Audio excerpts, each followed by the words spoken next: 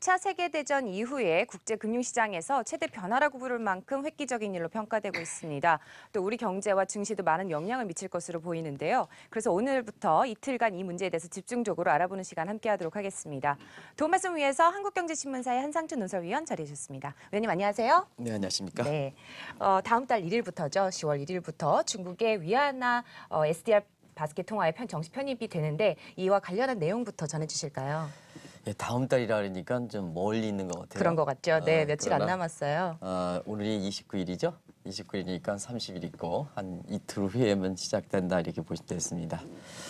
어찌됐든 여러 평가가 나오곤 있습니다는 사실 국제금융 질서에서는 커다란 획이다 이렇게 보겠습니다. 그래서 오늘 뉴욕 증시 관련해서는 앨런 의장의 발언도 있었고, 그다음에 8년 만에 오펙과들이 감산 합의, 구체적 액수는 결정된 게 아닙니다는, 규모는 결정된 게 아닙니다는 합의, 이와 같은 큰 뉴스가 있습니다는, 이보다 더 큰 뉴스가 이렇게 위안화의 SDR 편입 문제가 아닌가. 그래서 양 PD께서도 김민희 캐스터를 통해서 이렇게 이슈를 앞에 전해드렸습니다는.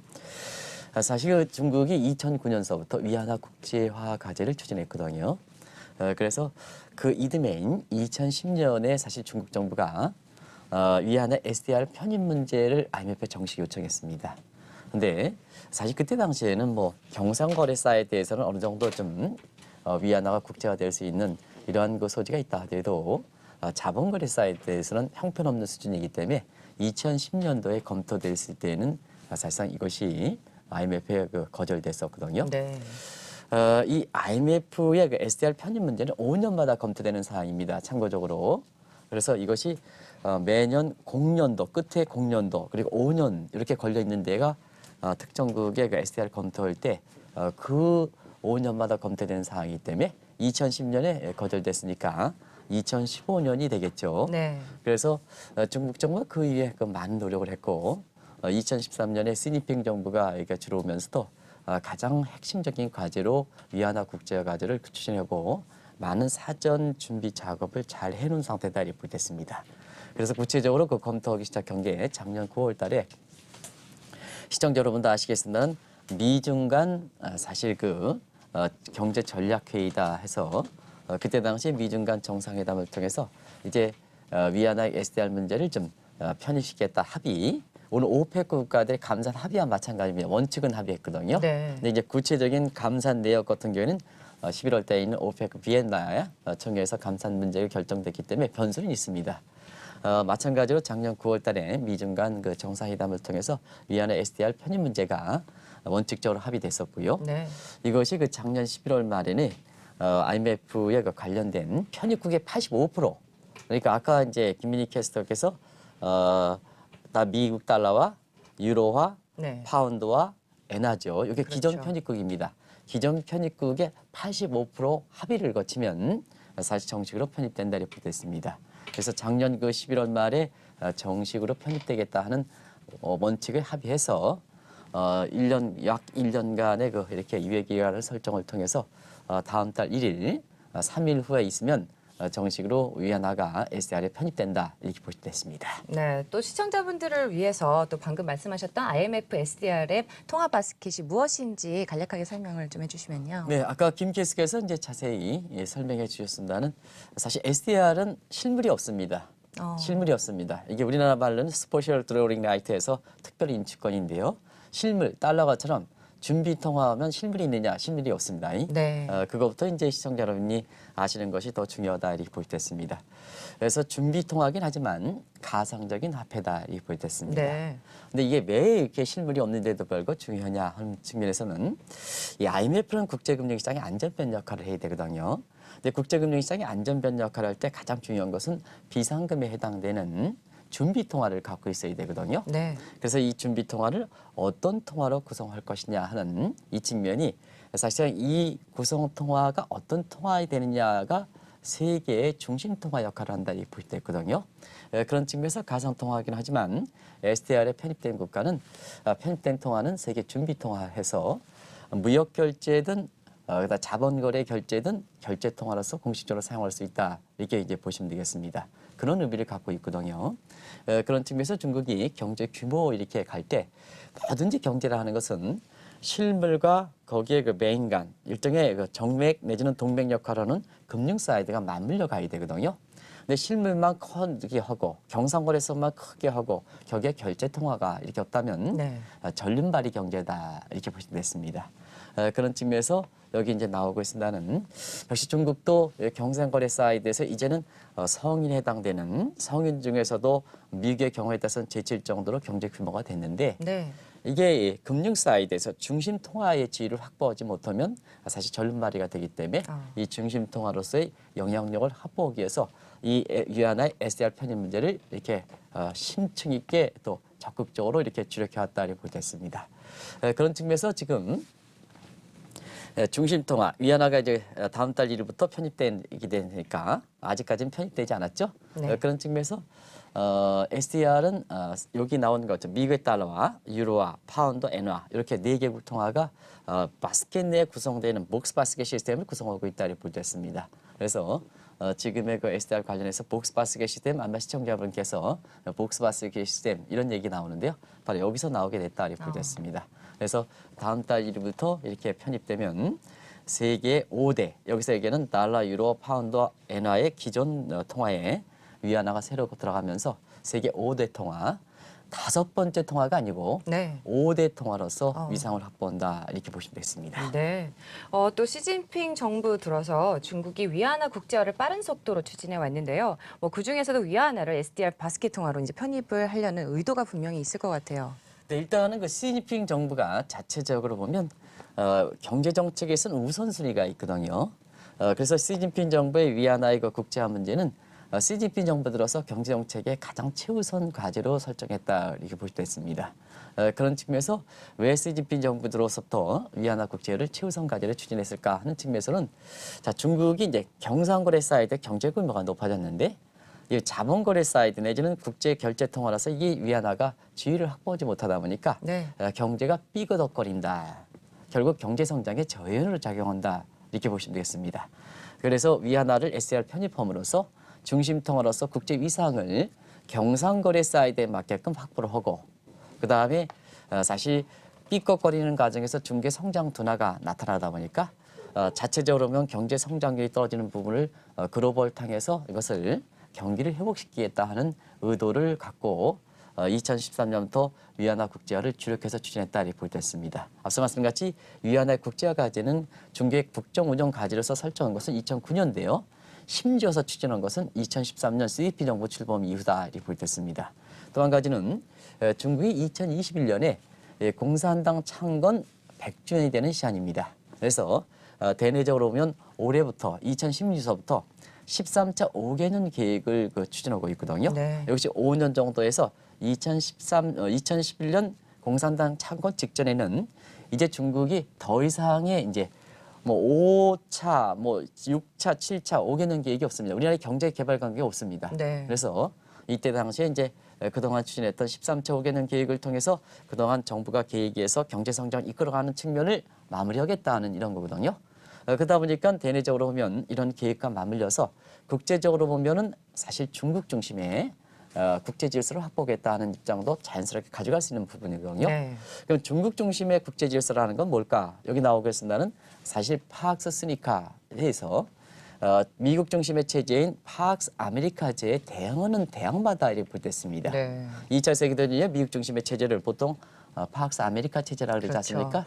그래서 이렇게 대내적으로는 13조 개 넘기고 추진해서 완성하고 국제적으로 위상이 확보되면 사실 국제금융질서에서 중국 중심의 파악스니까 체제가 된다는 얘기거든요. 그런 측면에서 이번에 SDR 편입은 그거를 위한 아주 획기적인 전환점이 마련된 거다 이렇게 보시면 됐습니다. 그래서 이번에 다음 달 1일부터 중국의 위안화가 SDR에 편입되면 당장은 뭐 파크스니카 체제를 가지는 않겠습니다는 최소한 미국과 중국과 같이 가는 체제. 소위 이것을 이제 차이메리카 시대를 하거든요. 네. 그래서 차이나의 차이와 그다음에 아메리카의 메리카 합친 차이메리카 시대가 될 것이다. 시청자 여러분께서는 그룹2 체제, G2 체제가 공식적으로 출범한다 이렇게 볼 때 있습니다. 그래서 차이메리카라는 용어는 2007년 제가 그때 당시에 미국에 있을 때 닐 퍼거슨이라는 당시의 그 젊은 학자, 지금도 뭐 젊은 학자입니다는 하버드 교수가 앞으로 세계 경제 질서는 차이메리카 시대가 전개될 것이다 해서 그때 당시에 나온 용어거든요. 그때 제가 이 한국경제TV를 통해서 현지에서 이렇게 전화 인터뷰를 가지고 이제 방송했을 때입니다. 네. 그래서 이 차이메리카 시대가 그때 나왔는데요.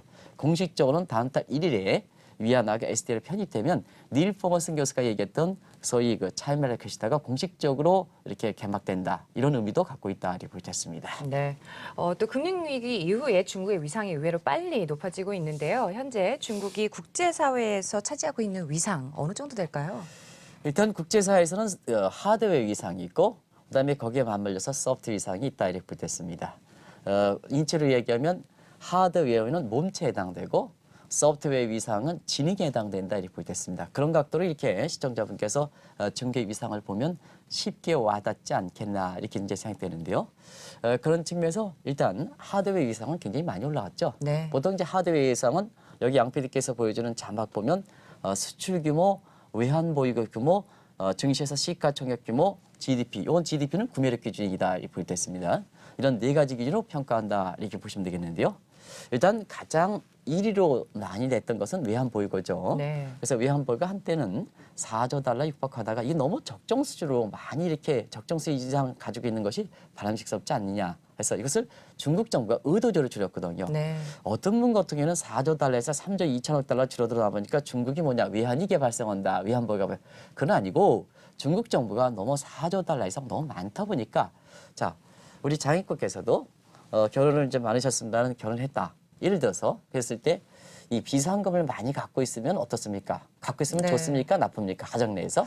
개인적으로는 좋겠지만 약간 의심을 받지 않을까라는 생각이 그렇습니다. 들어요. 네. 비상금은 자기 신용만 지키면 되는 거거든요. 만약에 한 가정 내에서 남편분께서 예를 들어서 장인권께서는 이제 결혼 안 해서 다시 한번 전제해서 말씀드리겠습니다. 근데 이제 남편분께서 예비 남편분께서 이게 비상금을 많이 가지면 의심을 받는다 하는데요. 딴 주머니를 찬 게 아닌가 이렇게 의심을 받거든요. 국가의 외환보고도 너무 많은 외환보를 갖고 있으면 다른 데 효율적으로 쓴 것을 너무 신용만 맡겠다. 디폴트 리스크를 맡겠다 해가지고 너무 과도하게 하다 보니까 네. 경제학적으로 얘기하는 업티터너리스트 코스트 기회비용이 많이 물기 때문에 많이 갖고 있는 것이 바람직스럽지 않다는 것을 말씀드리겠습니다. 그래서 의도적으로 줄인 상황이거든요. 네. 지금은 3조 2천억 달러 정도 되는데요. 중국이 적정 위안보로 따지는 규모에서 기도티 방식, 캡틴 방식, 그린스펀 방식 이렇게 보면 IMF 방식 이렇게 보면 가장 최강위로 얘기하는 캡틴 방식으로도 적정 위안보유가 2조 4천 정도 되기 때문에 3조 2천 정도 아주 중국이 외환위기가 발생하는 수준은 아니다 이렇게 보시면 되겠습니다.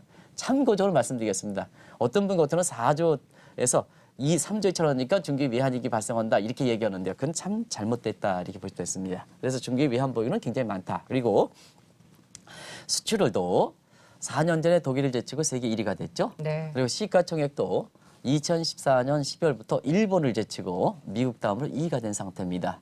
그리고 구매력 기준으로 해서 GDP 규모는 2015년 작년부터 미국을 제친 상황이거든요. 그러면 수출과 외환보유와 구매력 기준으로 한 GDP는 1위, 네. 시가총액은 2위.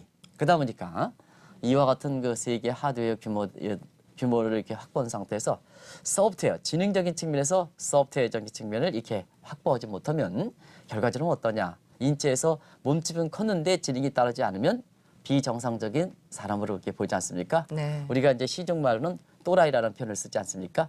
그런 것과 마찬가지로 경제에서는 하드웨어가 굉장히 커졌는데 지능에 해당되는 부분이 커지지 않을 때는 사실 여러 가지 그 불균형적인 문제가 나오면서 지금 중국이 당하고 있는 여러 가지 불균형 문제, 뭐 예를 들어서 부채 문제라든가 각종 이렇게 부패 문제라든가 이런 문제가 전부 소프트웨어에 해당되거든요. 네. 이런 문제가 개선되지 않는다. 그래서 그런 문제를 개선하기 위해서 하드웨어와 소프트웨어 가는 측면에서 위안화 국제화를 추진해서 SDR을 편입하는 문제다 이렇게 보시면 됐습니다. 네, 또 이제 밸런스를 맞추기 위한 움직임으로 그렇습니다. 보이는데요.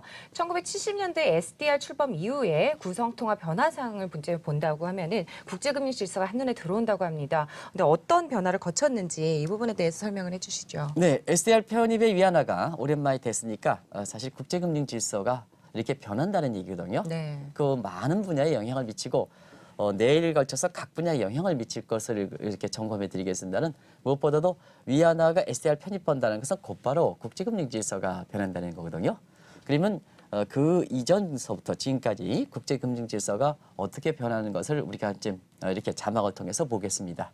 뭐 아시겠습니다는 2차 세계대전 이후에 1970년 닉슨 그때 당시에 대통령께서 금태한 정지 선언 이후에 이전까지는 보통 달러 중심의 브레튼 우드 체제라고 했죠. 이때는 SDR이 필요 없었습니다. 뭐 달러만 전부 준비 통화였고 거기에 달러 가치를 확보하기 위해서 금만 이렇게 연계시키면 됐거든요. 그래서 근본위 체제라는 표현을 썼습니다. 네. 그래서 이때는 SDR이 도입되기 전이었었죠. 그러니까 SDR 도입하기는 세계 교역량이 증가하면서 달러로 금태한을 보장된 달러 가지고를 맞추지 못하다 보니까 결과적으로 닉슨의 금태한 정지가 나왔거든요. 그래서 제도가 워낙 1945년서부터 1970년까지 거의 30년 동안 사다 보니까 과도기 단계가 필요했던 거거든요. 그래서 1972년서부터 1976년 여기 나오는 킹스턴 회담, 지금의 자유변동 환율제로 가기 전까지는 과도기 단계에서 스미드소니안 체제거든요. 네. 그래서 이 금으로 보장됐던 것도 이렇게 초기 과도기 단계에서는 자, 이것을 대처하기 위해서 SDR은 통화했고 SDR에 보다 많은 국가를 넣었거든요. 그래서 구성 통화가 18개 통화, 목스바스 시스템에 맨 처음에는 18개가 됐습니다. 네. 그다음에 이게 준비 통화인데 18개가 되다 보니까 복잡하지 않습니까? 그렇죠. 그리고 통화별로 계산이 좀 어렵지 않습니까? 그래서 1970년 킹스턴 회담에 자유변동 환율제를 좀 단순화시키자. 준비 통화는 좀 단순화시키자. 그래서 18개 통화를 5개국 통화로 바꿨다. 여기 이제 달러, 마르크와 프랑아, 파운드, 엔화. 네. 근데 여기서 마르크와 프랑아는 시청자 여러분께서 오랜만에 들으실 겁니다.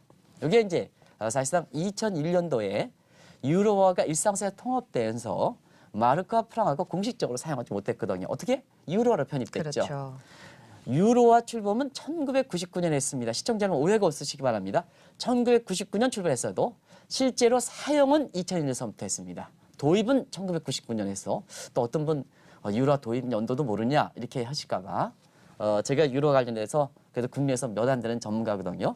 그래서 1999년에 유로화가 도입되고 일상생활 통역은 2001년서부터 했습니다. 네. 그래서 마르크와 프랑아가 SDR 바스켓 내에서 5개국으로 통화하다가 이것이 유로화 통역 흡수했으니까 자 지금의 4개국 통화되는 거죠. 마르크와 프랑아는 유로화 됐으니까 자 달러와 유로와 파운드와 엔화 이렇게 되고요. 어떤 분 같은 경우는 유로화인데 왜 파운드화가 들어가느냐 이렇게 하는데요. 영국은 EU 국가고 유로 국가는 아니다. 네. 그래서 유로화는 유로랜드 19개 회원국을 이렇게 통용되는 통화이기 때문에 유로하고 영국은 유로랜드 회원국이 아니고 유로 국가긴 하지만 EU 국가이기 때문에 EU 28개 회원 국가이기 때문에 사실 별도로 파운드가 남는다 이렇게 됐습니다. 오늘 그 장애권 오늘 이렇게 보니까 굉장히 이렇게 똑똑해 보여. 그래서 제가 수학에서 필요 충분 조건에서 이 얘기가 맞는지 틀린지 한번 뭐 시청자분랑 같이 한번 공부해 보겠습니다. 유로 회원국이 EU 회원국이다. 맞습니까? 틀립니까? 아니라고 말씀해 주셨어요. 유로 회원국이 EU 회원국이다.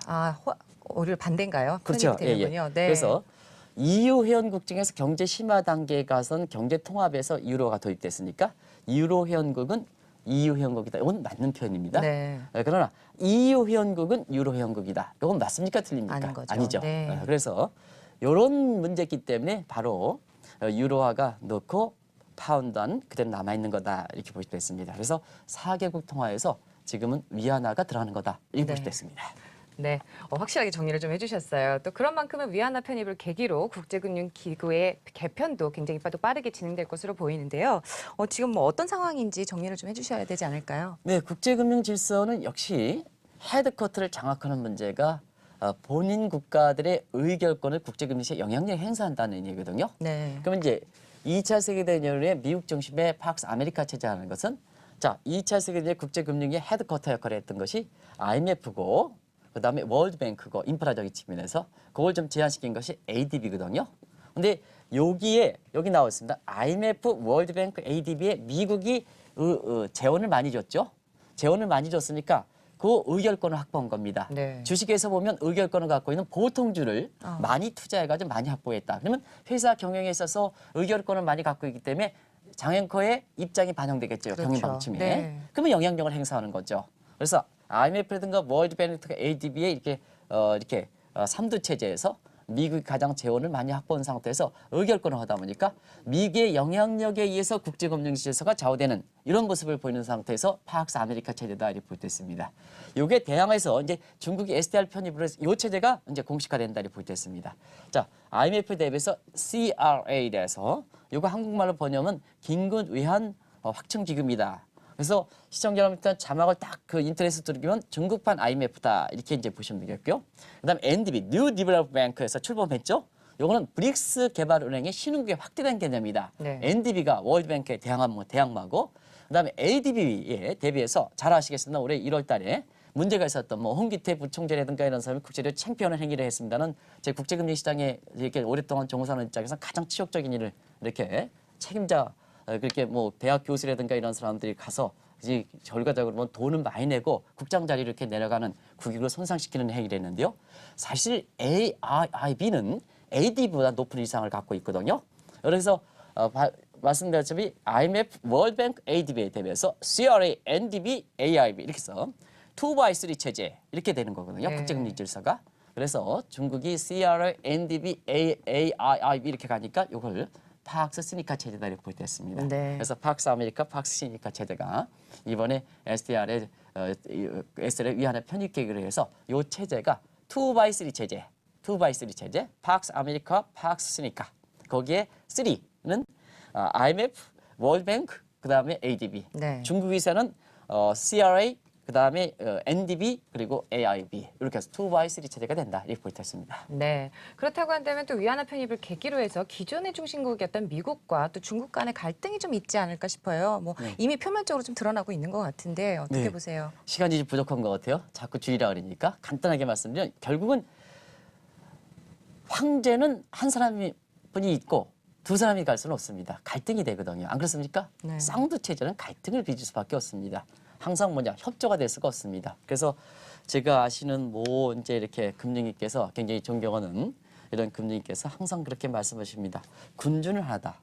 굉장히 저는 공감이 되는 얘기다 이렇게 볼 때 있습니다.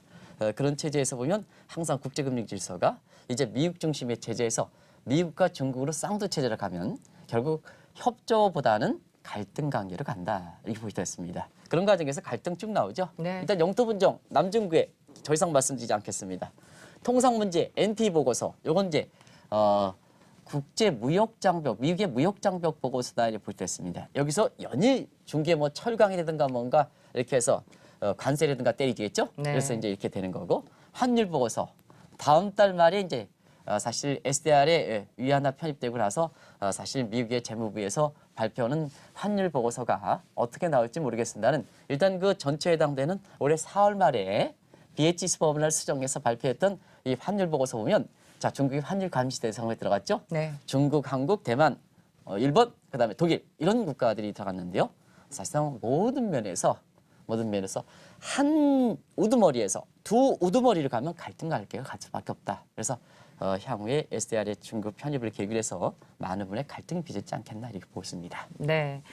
또 내일 또 이어서 내용을 할 거기 때문에 짧게 좀 들어보겠습니다. 최종 또 확정된 위안화의 SDR 편입 비율이 중국 정부의 희망 비율보다 좀 낮게 나왔잖아요. 네. 이 부분도 간략하게 하고 내일 또 이어가 볼까요? 근데 편입 비율은 앞서 말씀드린 게 의결권이다. 네. 돈 내는 구조고 사실상 의결권이다. 근데 SDR은 사실 그 돈 내는 내지 않습니다는 그 편입 비율은 그런데요. 그러면 뭐냐?